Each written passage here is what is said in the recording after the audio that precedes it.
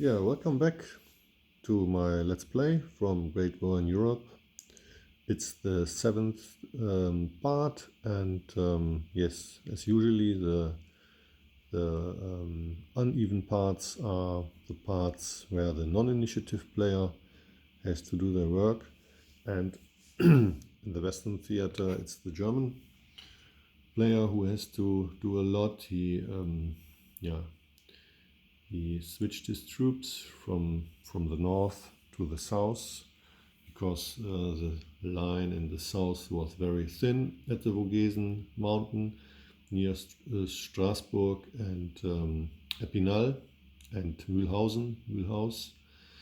And yes, he reinforced this line and made plans for 2 attacks there, and another one in the plains between Metz and the Vogese mountains, and the fourth one in the vicinity of Verdun, where his good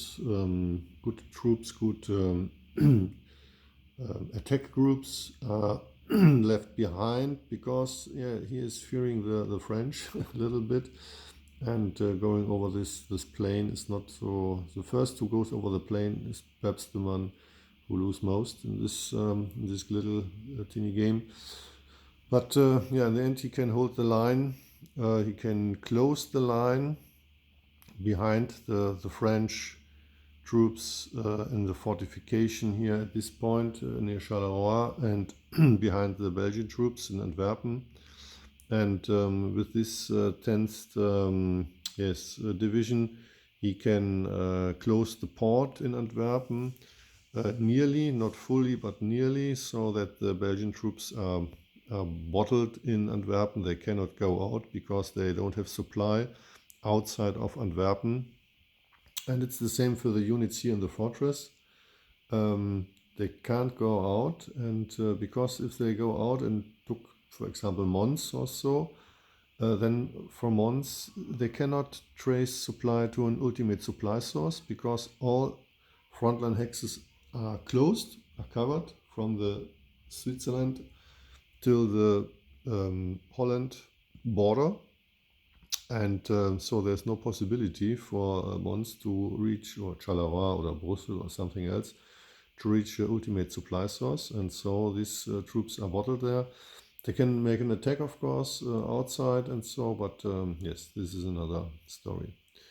In the West, the non-initiative player has the possibility to make a double turn.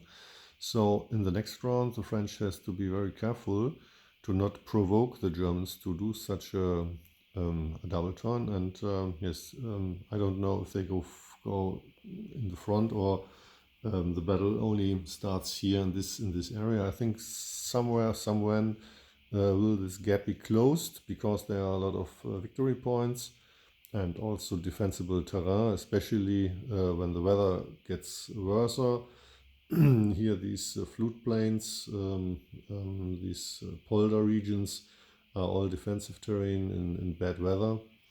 And also there are some hills, some cities, some Sümpfe, I don't know, the Marust.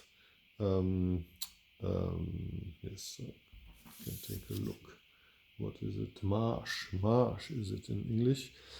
So yes, so we make this no, the 2, the 3, the 4 attacks. The first one is against this southernmost part, and we take a look what is in there. 5 only, and we have always 4 and a 3 factor unit beneath them, so it's 3, 6, 9 and 21 against 5 is 4-1, mountain 3-1. Yes, and I can think about the headquarter, but 4-1, 3-1, 3-1. It's okay for me. 3-1, and the German roll the dice. Oh, yes, what should I do? No, I flip it. I flip it and make a 4-1 because I know the Germans would like to roll a 1 or 2 oftentimes enough. Yeah, but no, not. It's a 6. So the headquarter was artillery ammunition useless, spent. 2 divisions, French divisions, out of the game, and the German can advance. So here is next one. It's originally, I thought, 2-1, and there is 6, and it's the same here, a 4 and a 3 stacked. So it's a 3-1, and the hills is a 2-1, and the headquarter made it again, not again, a 3-1. 3-1 against this spot. A 4, 3-1, a 4 is 1-2.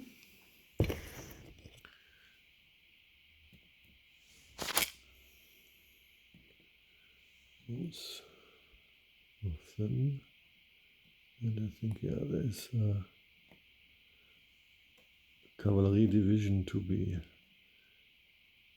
killed. It's this job. Okay.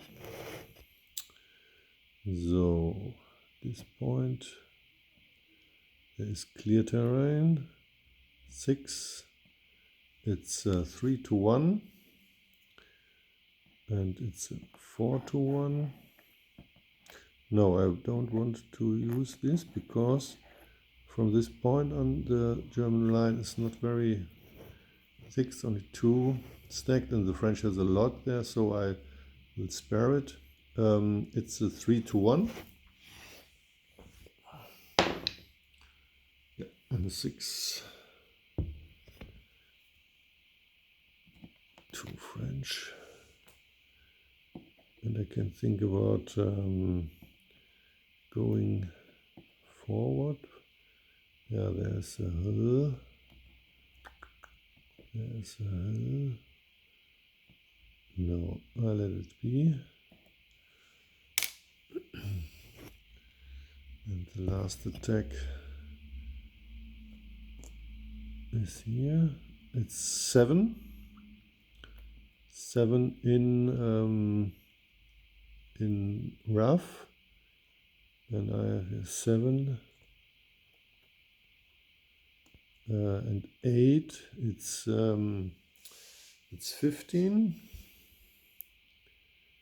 It's 15, and 7 is 22, and 8 is 30. It's a 4-1, and with the mountain or rough is the 3-1. Also a good 4, 1 and 2. Okay, so the colonial troops got a hit, and yes, we go.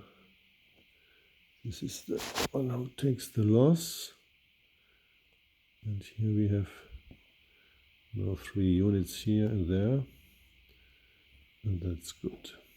Okay, this is the Western Front.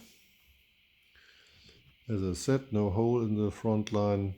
This is especially to be noted, because sometimes you make an attack and you get 2 losses or something, and there's a hole in your line, and then these troops are free to move, because even if the hole is at this point, it is one hole, and you can trace supply to this ultimate supply source, because there's no limit for the length of the supply line from a secondary supply source to the ultimate supply source.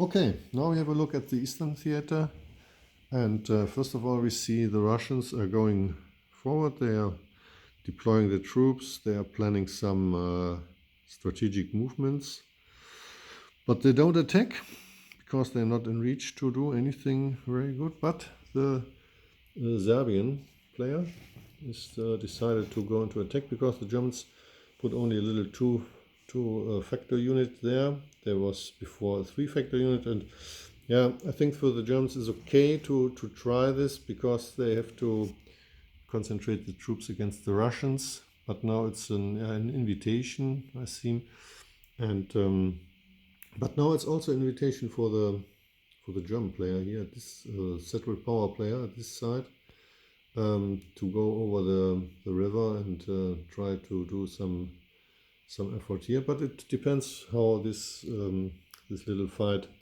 turns out. It's a 4-1, and it's a 6, so we don't have to look. It's only the Germans is lost, and yeah, the Serbian player can think about go into the town, but then he can do it.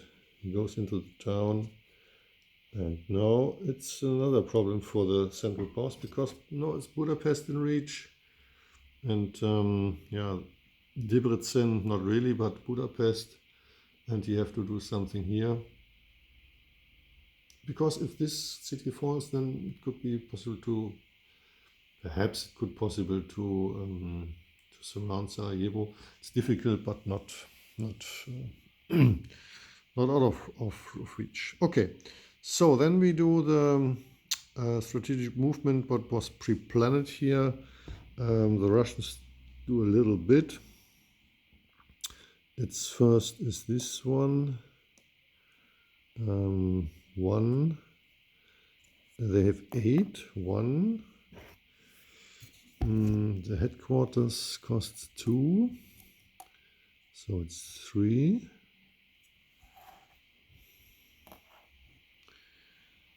Then this division is 4, and yes, 4.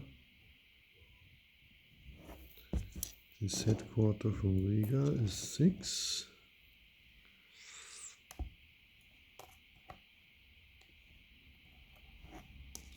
And this headquarter from Kovno is 8.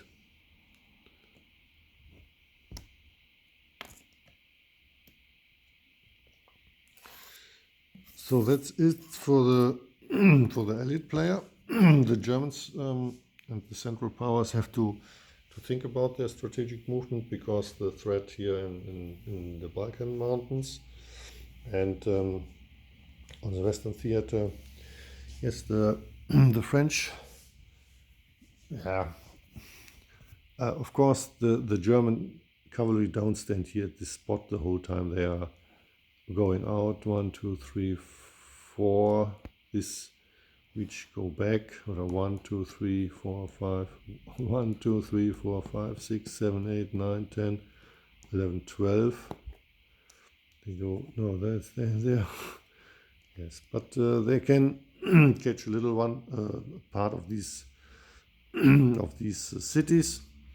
But the French can perhaps go to strategic move to this point or to this point, but it doesn't. I think it's not worth to do this. They have to deal with the German attacks here and shuffle the line a little bit and be prepared for the double turn. So they have to. They made no strategic movement at this point. Perhaps I will look. Okay, we will see. See you next time. Bye bye.